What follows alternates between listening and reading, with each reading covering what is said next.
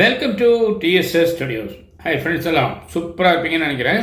இப்போ இந்த காலத்தில் வியாபார சம்பந்தமான படிப்புகள் ஏகப்பட்டது இருக்குது. இளநிலை, முதுநிலை, அதுக்கு மேலே டாக்டர் பட்டம் வாங்குகிற அளவுக்கு நிறைய படிப்புகள் இருக்குது. அந்த காலத்தில் அப்படிலாம் இருந்ததா? இல்லை.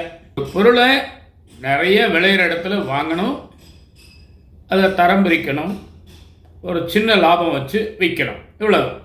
இன்னைக்கு நிறைய பிஸ்னஸ் மேனேஜ்மெண்ட் அப்படின்னு சொல்லி வியாபாரத்தை பள்ளியிலும் கல்லூரியிலும் படித்தவர்கள் ஏகப்பட்ட பேர் இப்போ வியாபாரத்தில் ஈடுபடுறாங்க. ஆனாலும் எல்லாராலையும் நிலைத்து நிற்க முடியவில்லை, வெற்றி பெற முடியவில்லை, நினைச்ச மாதிரி லாபம் வர்றதில்லை. ஒரு சிலர் அந்த குறிப்பிட்ட காலத்துக்குள்ளேயே அந்த வியாபாரத்தை விட்டு விலகி போயிடுறாங்க. சரிங்களா? ஏன், எதனால் இப்படிலாம் நடக்குது தெரியாது. வியாபாரத்தை முழுசாக கண்டுபிடிச்சவங்க யாரும் இல்லை. ஆனால் அந்த காலத்தில் பாருங்கள், மதியுகத்தோடு வியாபாரம் பண்ணியிருக்காங்க. ஒரு இடத்துல படித்தது ஆங்கிலத்தில் இருந்தது, அதை நான் உங்களுக்கு சொல்கிறேன். அதாவது ஒரு கடையில் ஒரு வியாபாரி உட்காந்து வியாபாரம் பண்ணிகிட்டு இருக்காரு. அவர் என்ன விற்கிறார் அப்படின்னா, இங்கிலீஷில் ஆல்மண்ட் அப்படிம்பாங்க இல்லைங்களா, அந்த மாதிரியான ஒரு பாதாம் அல்லது வாதுமை, அந்த மாதிரி ஏதோ ஒரு பருப்பு வகை, அதை வச்சு வியாபாரம் பண்ணிகிட்ருக்காரு. அப்போது டிப்டாப்பாக ஒரு ஆசாமி வரார். இந்த கடைக்கிட்ட வந்தவுடனே இந்த கடைக்காரர் கேட்குறார், நீங்கள் இது கொஞ்சம் வாங்கிட்டு போங்களேன் அப்படிங்கிறார். இது என்ன பண்ணும் எனக்கு அப்படிங்கிறார் அவர். உடனே பலன் கேட்பாங்கல்ல, ஒன்று வாங்கினா அதனால் நமக்கு என்ன பிரயோஜனம்? நியாயமான கேள்வி. இது உங்களுடைய அறிவை விருத்தி பண்ணும். அது எப்படி நம்புறதுன்றார். சரி, இப்போ நான் ஒரு கேள்வி கேட்குறேன் உங்களை அப்படின்ட்டு இந்த கடைக்காரர் வந்தவரை கேட்குறாரு, ஒரு கிலோ அரிசியில் எத்தனை அரிசி இருக்கும், எத்தனை அரிசி மணிகள் இருக்கும் சொல்லுங்க அப்படிங்கிறார். நோ ஐடியா அப்படிங்கிறார். அவர் தெரிலங்கிறார். உடனே சரி இருங்க அப்படின்ட்டு ஒரு 2 பாதாம் எடுத்து அவர் கையில் கொடுக்குறாரு. இது அப்படியே சாப்பிடுங்கிறார். உடனே அவரை எடுத்து வாயில் போட்டு நல்லா அரைச்சி சாப்பிட்றாரு.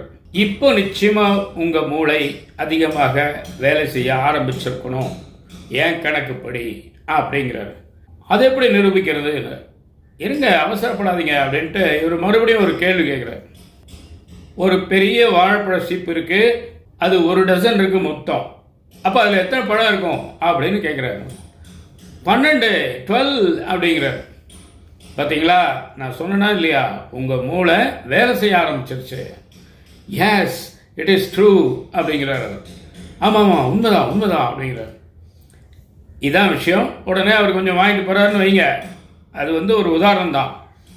ஏன் இந்த மாதிரி ஒரு சின்ன ஒரு குறிப்பிட்ட இடைவெளியில் அவர் வாங்குகிற முடிவுக்கு வந்தார் அப்படின்னா, வியாபாரியினுடைய தந்திரம். முதல்ல கேட்ட கேள்வி மிக மிக கடினமான கேள்வி, யாருக்குமே விடை தெரியாது. அது 1 கிலோவில் எத்தனை அரிசி மணி இருக்கும்னு யாராலையும் சொல்ல முடியாது. அந்த மாதிரி ஒரு கஷ்டமான கேள்வி கேட்டு இந்த 2 பாதாமை கொடுத்து ஈஸியான ஒரு கேள்வி கேட்டவுடனே அவர் உடனே மயங்கிடுறார். அப்போது இந்த தப்பை நம்ம எல்லாருமே செஞ்சுட்டு தான் இருக்கோம். ஏன் அப்படின்னா, நமக்கு பதில் தெரியாமல் இருந்தது, இப்போ தெரிஞ்சிருச்சே. ஆனால் அந்த கேள்வியை மாற்றிருக்காங்கங்கிறது யோசிக்கிறதில்ல.